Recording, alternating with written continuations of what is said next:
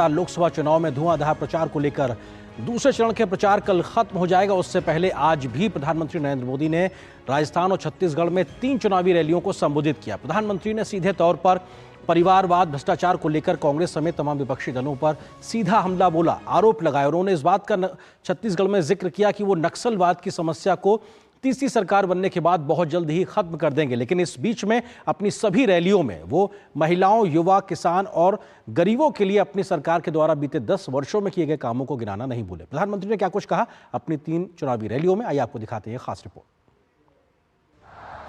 बजरंग बली की, बजरंग बली की।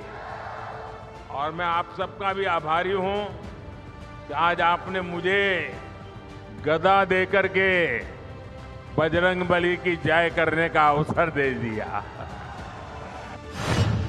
रामनामी समाज अपनी भक्ति, अपने भजन श्री राम के प्रति अपने समर्पण और प्रकृति प्रेम के लिए जाना जाता है। चुनावी प्रचार में प्रधानमंत्री कोई कोर कसर छोड़ते नहीं हैं। 3 रैलियां एक ही दिन में। अपील वोट की चोट से लोकतंत्र को मजबूती देने की। बीजेपी एनडीए को दिया आपका वोट विकसित भारत बनाएगा, इसलिए कमल खिलाएंगे, घर घर जाएंगे, ज्यादा से ज्यादा मतदान करवाएंगे, पोलिंग बूथ जीतेंगे। राजस्थान और छत्तीसगढ़ में प्रधानमंत्री ने भाजपा के पक्ष में जनता से वोट करने की अपील की। आपके सपने मेरे अपने हैं, इसलिए 24/7 मैं 2047 के लिए काम कर रहा हूं। चुनावी रैलियों में प्रधानमंत्री का एक ही सवाल, एक ही आरोप, आखिर कांग्रेस की नीति और नीयत देश विरोधी क्यों है? तुष्टीकरण की नीति कांग्रेस का प्रयोग है या उसकी सोची समझी नीति?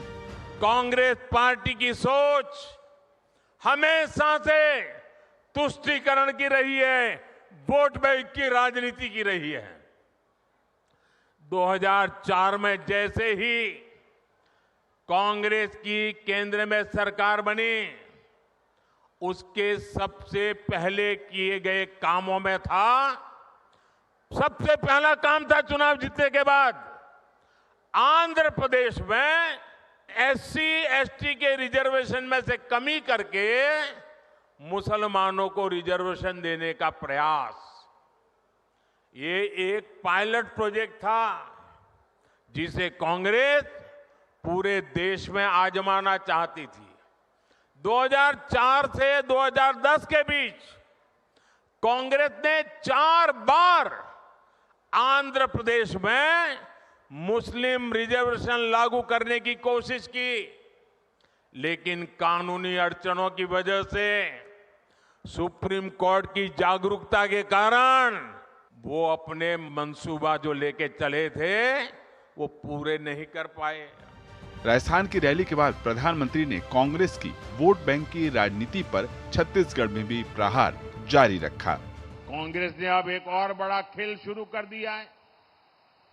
पहले कर्नाटका से कांग्रेस के सांसद ने कहा कि दक्षिण भारत को अलग देश घोषित कर देंगे।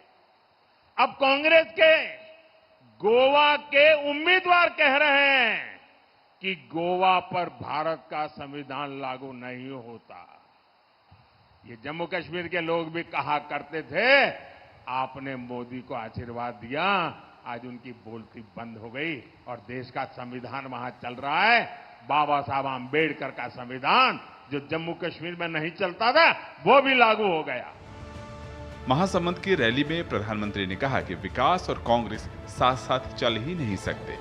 प्रधानमंत्री ने आरोप लगाया कि कांग्रेस ने भ्रष्टाचार छिपाने के लिए छत्तीसगढ़ जैसे इलाके में हिंसा का सहारा लिया। प्रधानमंत्री ने भरोसा दिलाया कि भाजपा सरकार माओवाद को जड़ से खत्म करके ही रहेगी।